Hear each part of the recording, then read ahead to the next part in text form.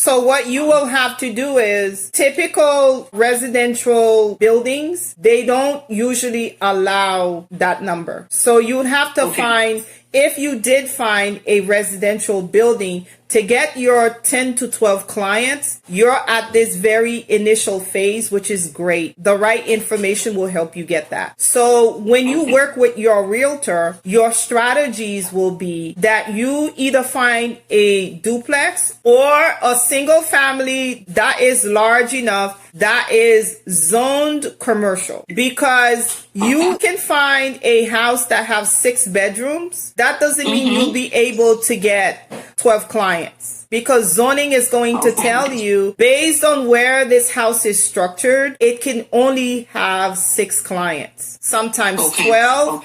But I've seen, because there's a lot of information going on, and we're number 1 for senior care. Everybody's moving to our sunny, beautiful state of Florida. And I will tell you, I travel the other states, and I tell you, I have great appreciation for Florida now. Everybody's moving down here, and now I understand why. And so, because a lot of people are getting into the business now, the zoning department is making it a little bit more difficult than they normally would. It's creating more work for them. So you will find the regulation says that they're supposed to give us anywhere from 5 to like 15 residents within residential, but the zoning department, their rules supersede the licensing rules. And so you'll go to them. If you're not zoned commercial, they'll tell you, we can only give you 6, and you just bought a 6-bedroom house thinking you can get 12 clients. So as you start looking for a building, it is a very crucial phase. You want your realtor to check with zoning, and if they don't know how to do it, we do it for them. It's a fee to you, but it's penny on the dollar if you're counting, if you bought the wrong home and now you're stuck with the number you didn't want to get. So another thing some people have done is, and I have a nurse practitioner, she is in the middle of a closing. She already got her zoning approved because we worked with her realtor to make sure she's not even closed yet, when in reality, she already know her contractor, her zoning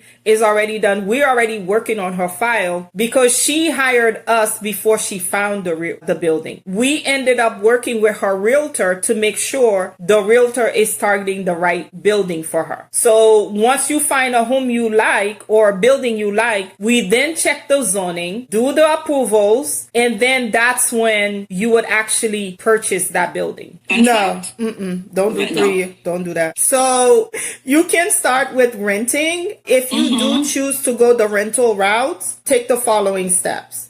You still need to find out if that building is zoned, and also for how many clients you can get in that building. And then you would have to do a long-term lease, 5 years or more, ideally at least 10 years. Okay. And then after that, you also need to find out who's going to pay, usually you as the tenant, because there is initial investment. For example, you need fire alarm, fire sprinkler, generator, reserve gas, and those things cost money. You need at least $50,000 to get those things done.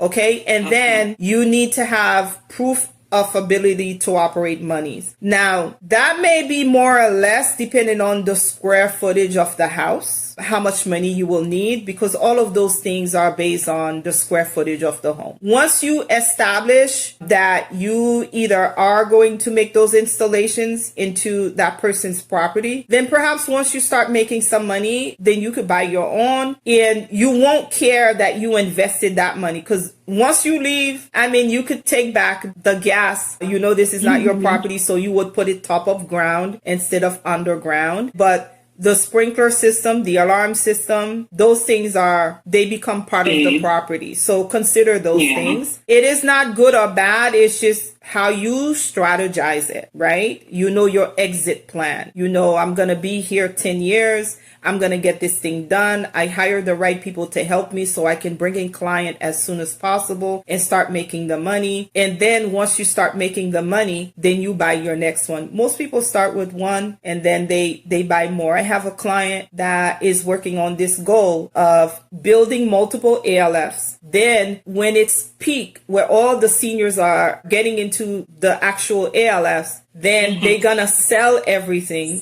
at the highest that they can, and then they're gonna turn around and start all over again. So that's what their plans are. Now you can do that whether you buy or you rent. It's just, if you are going to rent, there are certain rules like the ones that I just mentioned to you. If you're going to buy, there are some things you have to do first, like everything else, you know, like you're a nurse professional. There are rules and what you need to do, how you need to do it. It's the same thing. So you'll fall in perfectly because you're used to having structure, right? And now you're in a very structured type of business. Another thing I've seen people are doing now is they are doing more of the recovery homes. You will get, for example, the LNS license, and we'll help you with that. Some of my clients are doing, I have 2 in my pipeline this month that are doing the same thing. And they have temporary clients. It's a limited nursing license, and you are already a nurse, and it allows you to have an ALF that you can use your nursing skills in the day-to-day of your setting and charge more for it through your LNS. But there are liabilities, and you want to be able to separate the two. So if you choose to go that route where now you are responsible for these clients living at your facility, and you have, let's say, if you have an administrator with 10 to 12 residents, you will make enough money to pay an administrator and make good money yourself. So let's say you hire an administrator and then you still want to be the facility doctor. There's nothing good and bad about it, but you should consider liabilities. So the less liability you want to separate yourself from is always the best. But if you choose to have both, you want to position yourself with liability insurances.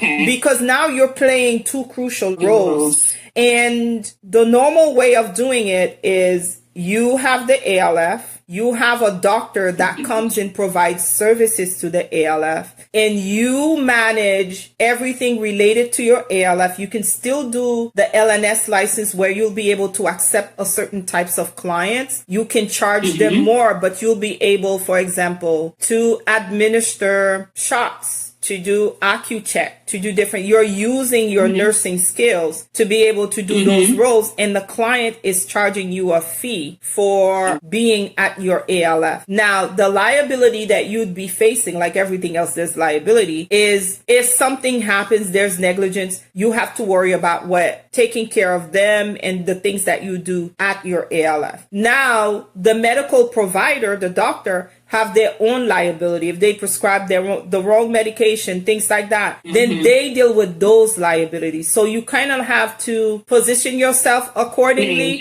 so that you know if you're not going to separate the 2 roles, you at least have enough liability insurance to make sure that, God forbid, you have 2 issues at the same time, that your assets and whatever you have prior to the business are protected. That's a good strategy because literally we're speaking, and you know, you could work so hard, and I've worked so hard over the years, but I literally did exactly that. I literally started an ALF to see, hey, is there money in this? How is this? And over time, I've been able to use that knowledge, because someone can know policies, procedures, and know how to close their eyes and help you get licensed, which is something that I can do. Close my eyes and help you get licensed. But it's priceless because I manage. Yes, I managed for like 2 years, and I know what it's like to go through every phase you're going to go through. That level of coaching is priceless. I can tell you, do this way. This is why. It's completely priceless, and it is the best way to learn something, to do it on a daily basis.